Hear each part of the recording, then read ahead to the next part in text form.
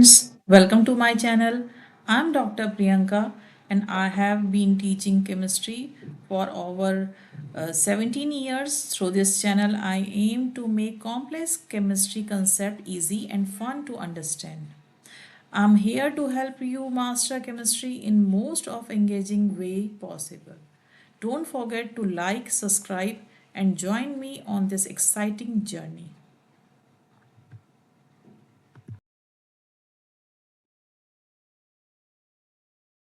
So let's start.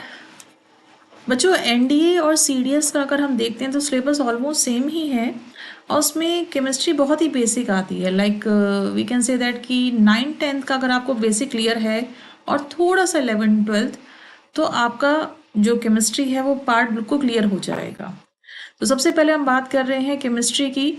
तो chemistry में जो वर्ड आया ये कीमिया से वर्ड आया, ये इजिप्ट के वर्ड थे। मोस्टली इसमें लैटिन लैंग्वेज बड़ा यूज़ होती है केमिस्ट्री में जो वर्ड्स आते हैं। तो पहले इसमें आता है कीमिया से, ये इसका नाम केमिस्ट्री बना जो ब्लैक कलर के लिए यूज़ होता था। Basically chemistry is the science which deal with matter and its composition, structure and transformation. Chemistry के अगर टाइप्स की बात करते हैं तो वी हैव इनऑर्गेनिक केमिस्ट्री जिसमें हम जो कंपाउंड्स हैं जो जिसमें कार्बन नहीं है हम उनकी बात करते हैं। ऑर्गेनिक केमिस्ट्री, फिजिकल केमिस्ट्री, इसके अलावा भी बहुत पार्ट होते हैं लाइक क्रिस्टलोग्राफी होता है, बायोकेमिस्ट्री होता है, बट हमारे सिलेबस में मेन 3 चलते हैं। इसमें आप एक सामने देख सकते हैं इट इज़ ऑर्गेनिक केमिस्ट्री। तो ऑर्गेनिक वर्ड कहाँ से आया? ऑर्गेनिक वर्ड पहले ये ऑर्गन से बना। ऑर्गन यानी कि माना जाता था जो हमारी बॉडी है हम कार्बन से बने, लाइक हमारे बॉडी में क्या है, ग्लूकोज है C6H12O6, तो प्लांट में भी होता है। तो सबसे पहले ये बनाया नहीं गया था लैब में, तो इसलिए ये माना गया कि ऑर्गन्स के अंदर जो पाया जाता है कार्बन के कंपाउंड, तो कार्बन के कंपाउंड को नाम दे दिया गया ऑर्गेनिक। तो केमिस्ट्री का नाम बन गया ऑर्गेनिक। लेकिन ये मिथ ब्रेक हो गया था when the first organic compound prepared in the lab is the urea. Urea is NH2CO NH2। जब इसकी प्रिपरेशन हो गई तो ये मिथ हट गया कि भाई आप लैब में भी इसे आप बना सकते हैं। तो अब बात करते हैं हम मैटर की। तो matter anything which has mass and occupy space. Matter की जो स्टेट्स हैं ये सीडीएस में क्वेश्चन आ चुका है 2017 में कि कितनी स्टेट होती हैं। सॉलिड, लिक्विड, गैस तो आप जानते ही जानते हैं, लेकिन नेक्स्ट आता है प्लाज्मा एंड बोस-आइंस्टीन कंडेंसेट। अब इनकी हम बात कर लें जरा। तो solid, liquid, gas. Solid, liquid, gas तो हम जानते हैं जैसे कि सॉलिड जैसे हो जाएगा लाइक कोई भी चीज़ उसका डेफिनेट स्ट्रक्चर होता है, एक डेफिनेट वॉल्यूम होता है, वो फ्लो नहीं कर सकता, जिसलिए हम बोलते हैं कि जो ग्लास है इट इज़ सूडो सॉलिड, क्योंकि वो सॉलिड के सारे रूल्स फॉलो नहीं कर सकता। तो वो फॉल्स सूडो मतलब होता है फॉल्स, यानी कि वो देखने में तो आपको सॉलिड लगता है ग्लास, बट वो एक्चुअल में सॉलिड नहीं है, इसलिए उसे सूडो सॉलिड कहा जाता है। और लिक्विड जो होते हैं, लिक्विड में हम जानते हैं उनका वॉल्यूम तो फिक्स होता है, वो फ्लो कर सकते हैं, बट उनका कोई फिक्स शेप नहीं होता। और गैस की हम बात करते हैं तो वॉल्यूम भी हम फिक्स नहीं कर रहे हैं, शेप भी फिक्स नहीं कर रहे, लेकिन इट कैन फ्लो। नेक्स्ट आता है plasma. Plasma basically gas with free electron ability to conduct electricity. जैसे लाइटनिंग स्ट्रॉन्ग होता है नेचर में हम देखें तो वो भी इसका एग्जाम्पल हो जाएगा, या अगर आर्टिफिशियल में बात करें तो टीवी में जैसे प्लाज्मा टीवी पहले आया करते थे उसमें भी यही फिनोमिना यूज होता था। एनडीए में क्वेश्चन आया बोस आइंस्टीन कंडेंसेट के regarding what is the fifth state of matter. तो बोस आइंस्टीन कंडेंसेट इसे बीई कंडेंसेट से भी हम जानते हैं, और ये बेसिकली हमारे इंडियन साइंटिस्ट थे बोस और आइंस्टीन को भी हम सब जानते हैं। इनकी थ्योरी को मिलाकर बाद में इस बात कही गई जिसमें कहा गया कि गैस कूल टू 0 केल्विन, यानी इतना से इतना ठंडा कर देते हैं गैस को, it will behave like wave. उसे नाम दिया गया बोस आइंस्टीन कंडेंसेट। नेक्स्ट हम आते हैं, यहाँ पर आप देख सकते हैं स्क्रीन पे मैंने यहाँ पे शो कर रखा है कि how we can convert the state like solid to liquid, liquid to gas और सॉलिड टू गैस। तो इनमें पर्टिकुलर कुछ नाम आते हैं। जिसमें आप देखिए अगर मैं सॉलिड से लिक्विड कन्वर्ट कर रही हूँ तो ऐसे केस में आसान रहेगा कि आप एग्जाम्पल से समझें। Like suppose I am taking the ice, तो आइस से अगर आप वाटर बना रहे हैं तो हम देख सकते हैं कि यहाँ पर क्या हो रहा है, सॉलिड से लिक्विड यानी कि ice to water. In that case the process will be known as fusion and the temperature at which it melt it will be known as melting point.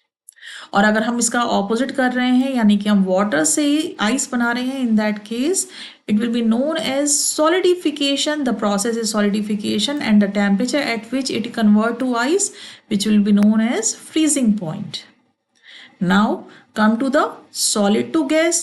Solid to gas which is known as sublimation. Sublimation यानी कि हम जैसे कि camphor होता है या naphthalene होता है, या द बेस्ट एग्जाम्पल जो कई बार पूछा भी गया है वो है dry ice. Dry ice which is solid CO2। Carbon dioxide को अगर हम हाई प्रेशर लगाते हैं और लो टेम्परेचर कर देते हैं, it will convert into solid condensate, तो वो कहलाती है ड्राई आइस। आपने उसमें भी देखा होगा जैसे कोई मूवी होती है, थिएटर होता है, उसमें वो क्लाउड का जो व्यू आता है वो बेसिकली क्या करते हैं, ड्राई आइस को वो रूम टेम्परेचर में या पानी में डाल देते हैं, तो क्या होगा, it will convert into gas form, और जो कि एकदम क्लाउड का लुक देता है, लाइक हेवन लाइक लुक। तो ड्राई आइस सॉलिड से ये गैस में कन्वर्ट हो जाएगा। The process will be known as sublimation.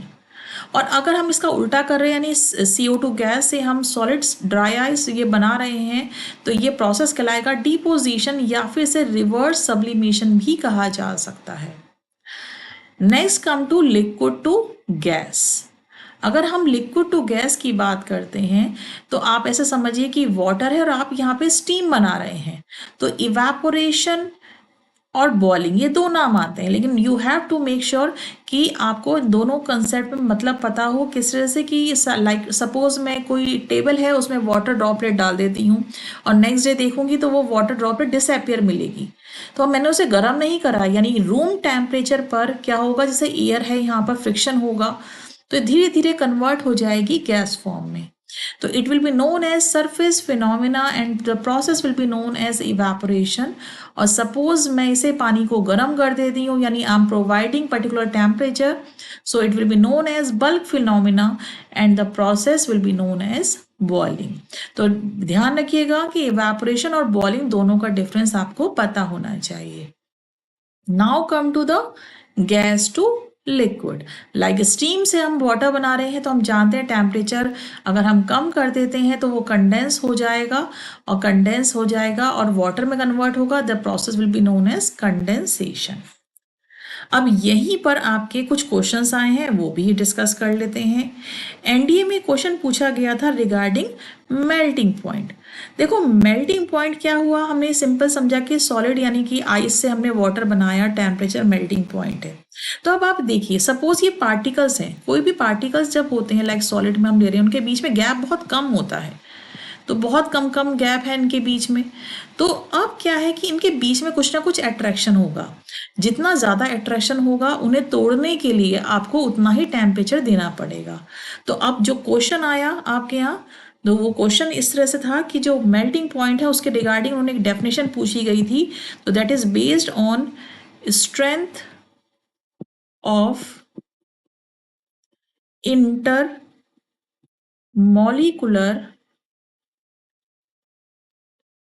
Force of attraction.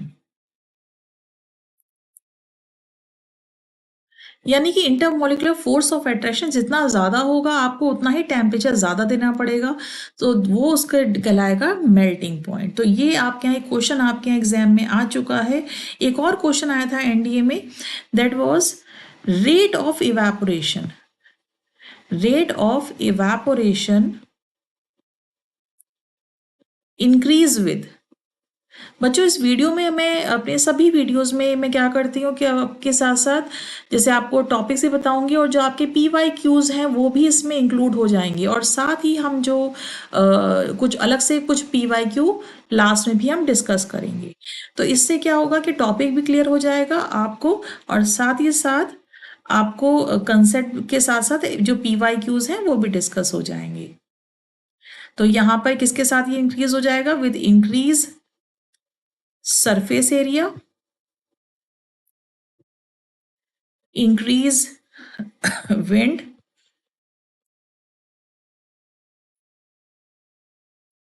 Decrease humidity and increase temperature. बच्चों जब भी ऐसा कोई क्वेश्चन आता है तो उसे किसी एग्जाम्पल से रिलेट कर लीजिए। Like suppose I am taking कि हमें कोई क्लोथ है, उसे हमें सुखाना है, तो इन दैट केस हम जानते हैं कि उसे रेट ऑफ इवेपोरेशन तब बढ़ सकता है जब हम उस कपड़े को खोल के बाहर डालते हैं, यानी कि सरफेस एरिया ज़्यादा होना चाहिए, हवा चल रही है तो और भी अच्छा है, लाइक विंड बढ़ा और इंक्रीज होना चाहिए, टेम्परेचर भी ज़्यादा हो। ह्यूमिडिटी मतलब कि एनवायरनमेंट में ऑलरेडी वाटर ड्रॉपलेट्स बहुत ज़्यादा हैं, तो इन दैट केस ह्यूमिडिटी कम होनी चाहिए, तभी रेट ऑफ इवेपोरेशन बढ़ता है। नेक्स्ट ये क्वेश्चन आया आपके यहाँ, ये सीडीएस का क्वेश्चन है, order of compressibility. Suppose I am giving you solid liquid gas, तो गैस के पार्टिकल्स जो होते हैं उनके बीच में स्पेस बहुत ज़्यादा होता है एज कंपेयर टू लिक्विड, और सॉलिड के बीच में जो स्पेस है वो सबसे कम होता है। तो अगर मैं बात करती हूँ कंप्रेसिबिलिटी की, तो सबसे ज़्यादा वो रहेगा गैस में, क्योंकि उनके बीच में स्पेस सबसे ज़्यादा है, then liquid, then solid. CDS में 2011 का एक क्वेश्चन है, बहुत अच्छा क्वेश्चन है। इसमें पूछा गया था कि एयर है आपके पास option, water, alcohol and glass, और आपसे पूछा गया है which one expand most on heated, कि जब हम गर्म करते हैं तो इन दैट केस कौन सा सबसे ज़्यादा एक्सपेंड होता है। तो वी नो दैट कि जैसे गर्म खाना होता है तो रेट ऑफ डिफ्यूज़न एयर में सबसे ज़्यादा होता है, उसकी खुशबू दूर तक आ जाती है, तो रेट ऑफ डिफ्यूज़न सबसे ज़्यादा होगा एयर में। That's why we can say that the air will be the right answer which expand most on heated. Clear? आपको कोई भी डाउट होगा तो आप मुझे मैसेज भी कर सकते हैं। अब आप देखिए यहाँ पर ये चीज़ हमारी यहाँ पर बात खत्म हुई, जो हमने मैटर की जनरल बात करी है। Now come to the transformation of matter. Transformation इसमें आता है जैसे आप कन्वर्ट कर रहे हैं, like suppose we are taking the example like physical change. मैं आपसे कह रही हूँ वाटर से आप आइस बनाइए, आइस से आप वाटर बनाइए, the formula will be same H2O, तो there will be no change in the formula, so we can say that it is a physical change, क्योंकि फिजिकल में उसकी जो प्रॉपर्टीज हैं वो चेंज नहीं हो रही हैं, जो आइडेंटिटी है दैट इज प्रिजर्व्ड, ये रिवर्सिबल चेंज हो जाएगा। और इसके एग्जाम्पल्स बहुत अब पूछे जाते हैं, उसमें आ जाता है लाइक वाटर टू आइस का एग्जाम्पल आ गया, ये रिवर्सिबल का साइन है, यानी कि हम उससे वाटर से आइस और आइस से वाटर बना सकते हैं। मैंने यहाँ सिंबल लिख रखा है, हालांकि आइस के लिए भी सिंबल तो यही रहेगा H2O, बट बेसिकली ये लिक्विड स्टेट है, ये सॉलिड स्टेट है। Boiling of gasoline, gasoline like जैसे पेट्रोल है, तो अगर हम उसे बॉयल कर रहे हैं, रिमेंबर बॉयल और बर्न में फ़र्क होता है। अगर मैं बर्निंग की बात करूँगी तो बर्निंग जो एग्जाम्पल आ जाएगा वो आ जाएगा यहाँ पर केमिकल चेंज में, जिसमें आइडेंटिटी लॉस्ट हो जाती है, इरिवर्सिबल चेंज है, एंड एनर्जी या तो इवॉल्व होगी या एब्सॉर्ब होगी। तो बॉइलिंग ऑफ गैसोलीन में क्या होगा कि हम उसे बॉयल करके we can convert into vapour state, and then उसे कंडेंस करके हम वापस से उसे लिक्विड स्टेट में कन्वर्ट कर सकते हैं। तो फॉर्मूला जो है वो सेम रहेगा, there will be no change. Heating of platinum crucible, crucible एक काइंड ऑफ एक छोटा सा एक यू शेप का इस तरह से एक कंटेनर होता है, बहुत छोटा सा, जिसमें केमिस्ट्री लैब में हम कंपाउंड्स को वे करने के लिए यूज़ करते हैं। इन्होंने ये प्लैटिनम का बना रखा है। हालांकि लैब में जनरली ये नहीं मिलता क्योंकि it will be very costly. वहाँ पर सिरेमिक के बने हुए क्रूसिबल दिए जाते हैं, पर जब क्वेश्चन आया है एग्जाम में तो हम इसी की बात कर रहे हैं। तो प्लैटिनम जो होता है, क्योंकि एक इनर्ट मेटल हम बोल सकते हैं, जैसे कि जिसकी ज्वेलरी बनती है गोल्ड, सिल्वर, प्लैटिनम, तो ये आसानी से रिएक्शन करना पसंद नहीं करते।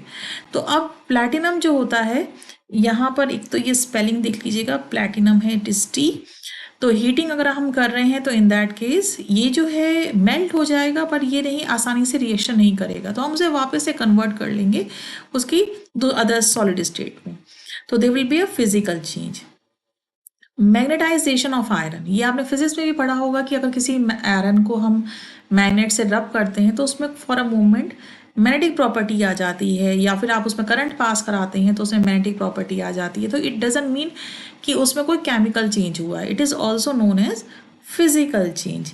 इसके अलावा एक क्वेश्चन और आया था, लाइक सॉल्ट फ्रॉम सी।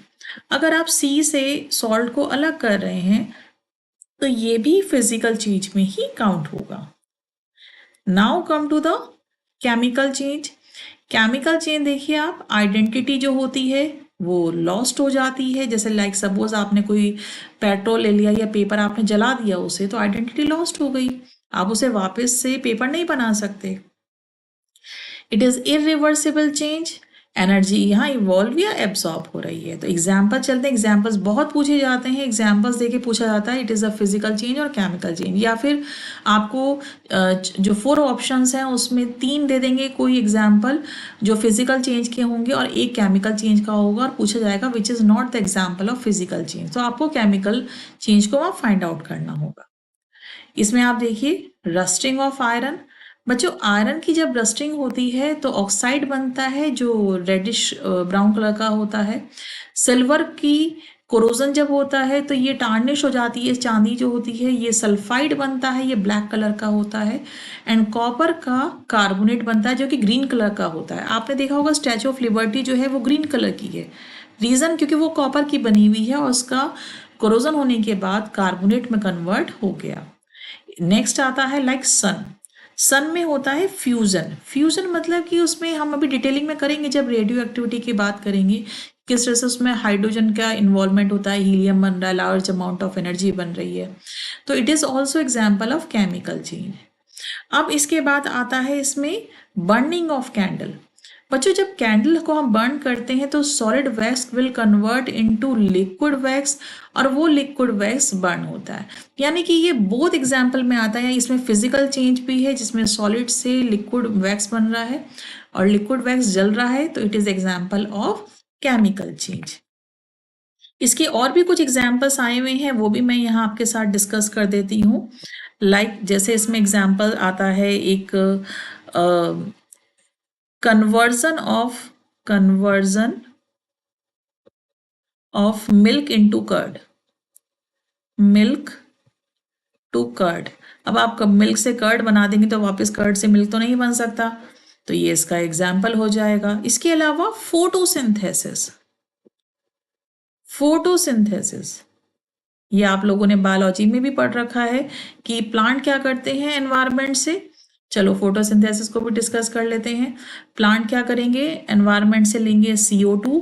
मैं भी बैलेंस नहीं कर रही हूँ रिएक्शन, जस्ट मैं इसका स्केलेटन लिख रही हूँ। CO2 लेते हैं, रूट से पानी आ जाता है। इसके अलावा यहाँ पर आप देखिए जो सनलाइट है आपको वो मिल जाएगा। सनलाइट के अलावा यहाँ पर क्लोरोफिल है, क्लोरोफिल के अंदर मेटल कौन सी होती है याद रखिएगा, that is magnesium. Magnesium has tendency to trap the energy of sunlight to provide for the photosynthesis. और आपको प्रोडक्ट में मिल रहा है यहाँ पर ग्लूकोज एज वेल एज यहाँ पर वाटर रिमूव होगा एंड ऑक्सीजन। अब इसमें से क्वेश्चन और आया हुआ है कि जो ऑक्सीजन मिलता है, हालांकि बायोलॉजी का क्वेश्चन है फिर भी मैं बता देती हूँ आपको कि ये आपको कहाँ से मिलता है। अब आपके पास तो जो रिएक्टेंट है वो तो 2 ही चीज़ है, CO2 है एंड वाटर है। तो याद रखिएगा वाटर के ब्रेक डाउन होने से आपको O2 मिलता है। CO2 पूरा का पूरा ये कंज्यूम होने हो जाता है ग्लूकोज बनाने में। तो फोटोसिंथेसिस में अब ये जो बन गया है इसे आप वापस से ये सब कन्वर्ट नहीं कर सकते, that's why it is also example of chemical change. Next इसमें एग्जाम्पल आ चुका है metabolism of food in body. अब मेटाबॉलिज्म मतलब कि अब खाना जो है एक बार डाइजेस्ट हो गया तो ये केमिकल चेंज हो गया। इसमें और एग्जाम्पल आया है cooking of egg, mixing of acid and base. और इसमें जैसे कि आपने देखा होगा प्रोडक्शन ऑफ आयोडीन अगर हम करते हैं, जो सी वीड्स होते हैं, सी वीड से जो हम एक्सट्रैक्ट करते हैं आयोडीन को, तो वो भी एक तरह का केमिकल चेंज है।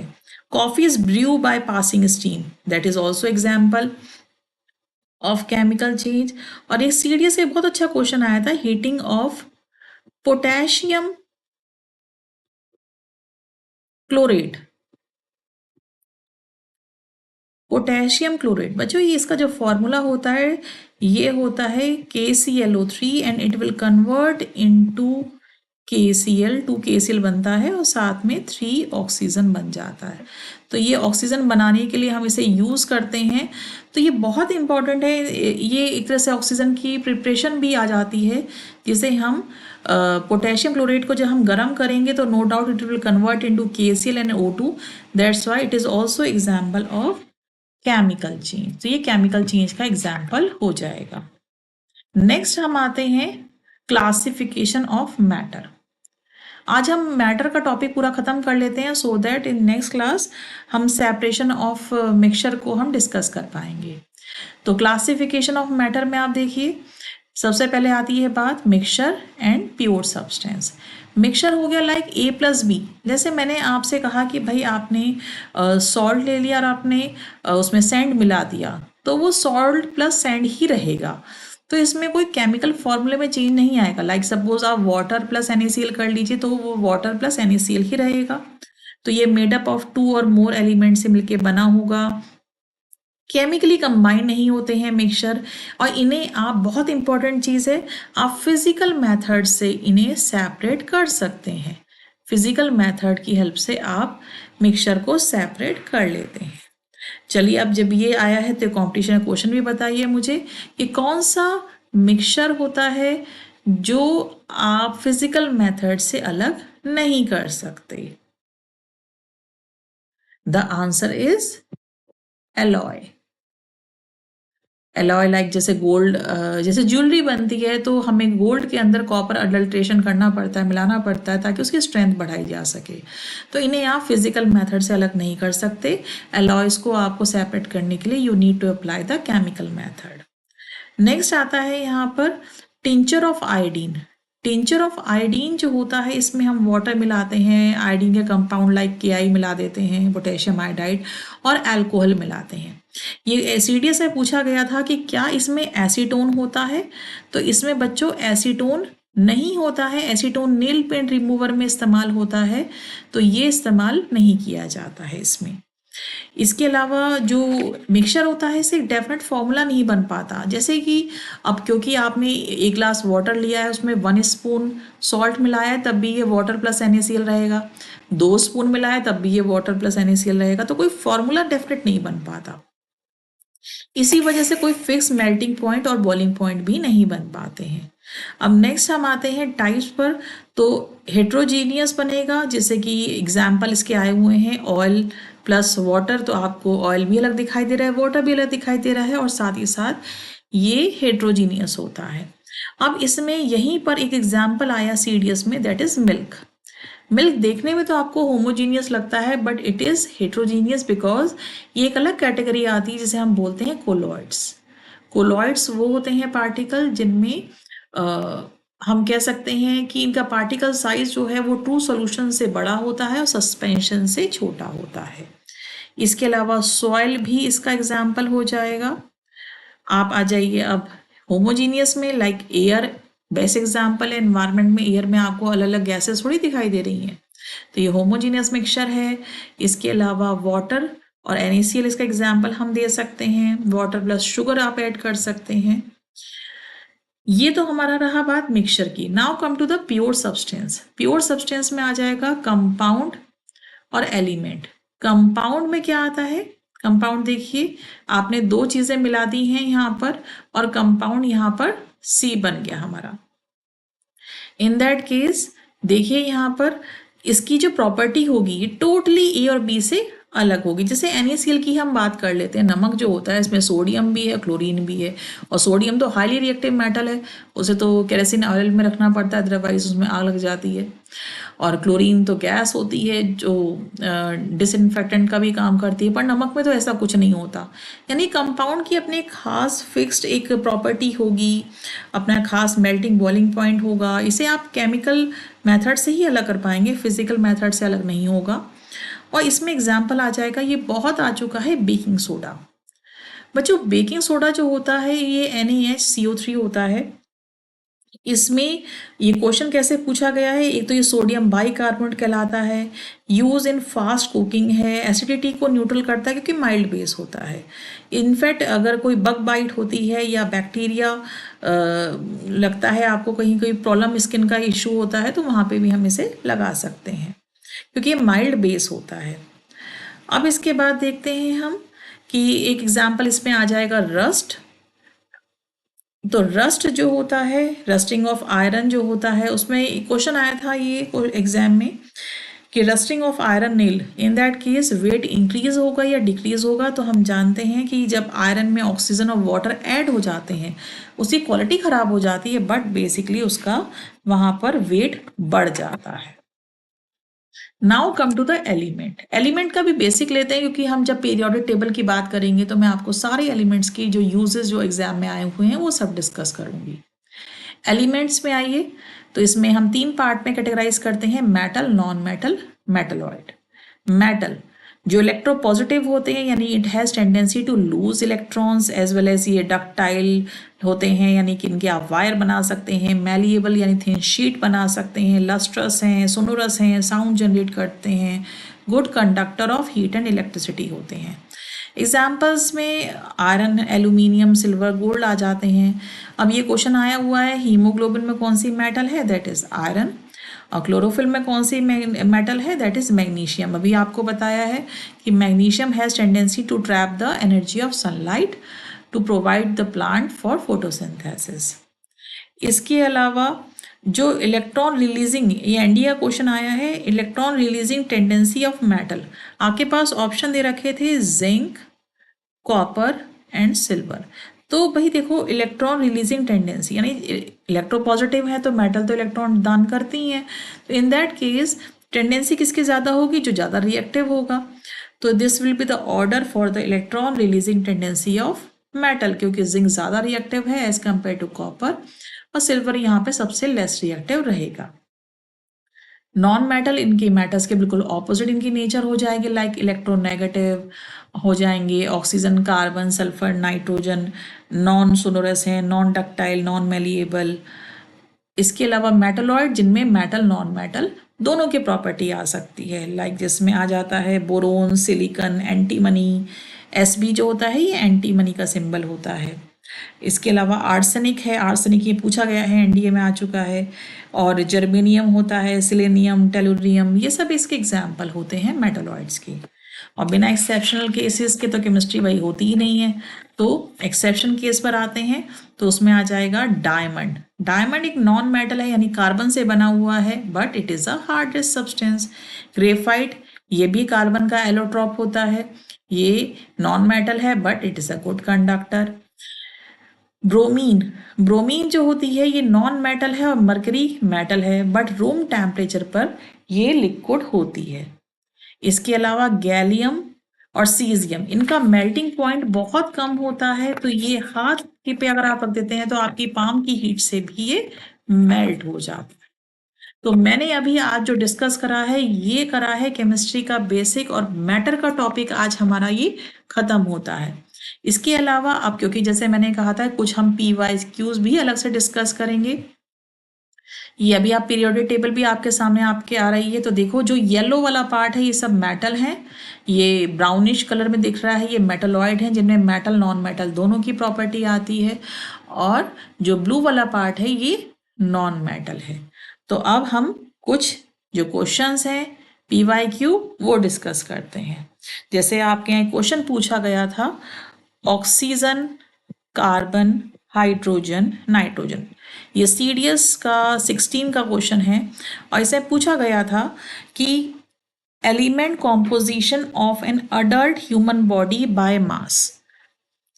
आप बताइए, हम बाय मास का मतलब है कि हमारी बॉडी में सब कुछ जितना कुछ है, चाहे वाटर है, चाहे ग्लूकोज है, फैट है, सब कुछ आप ऐड कर लीजिए और बताइए एलिमेंट कॉम्पोजिशन कौन सा ज़्यादा है कौन सा कम। मैं आपको कुछ सेकंड दे रही हूँ सोचने के लिए।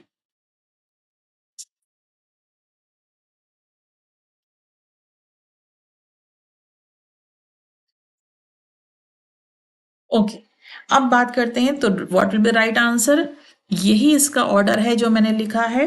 इसमें ऑक्सीजन होता है हमारी बॉडी में अराउंड 65%, कार्बन है 18 पॉइंट समथिंग होता है परसेंटेज, वाटर 9 पॉइंट समथिंग होता है, एंड नाइट्रोजन अराउंड 3.2% होता है।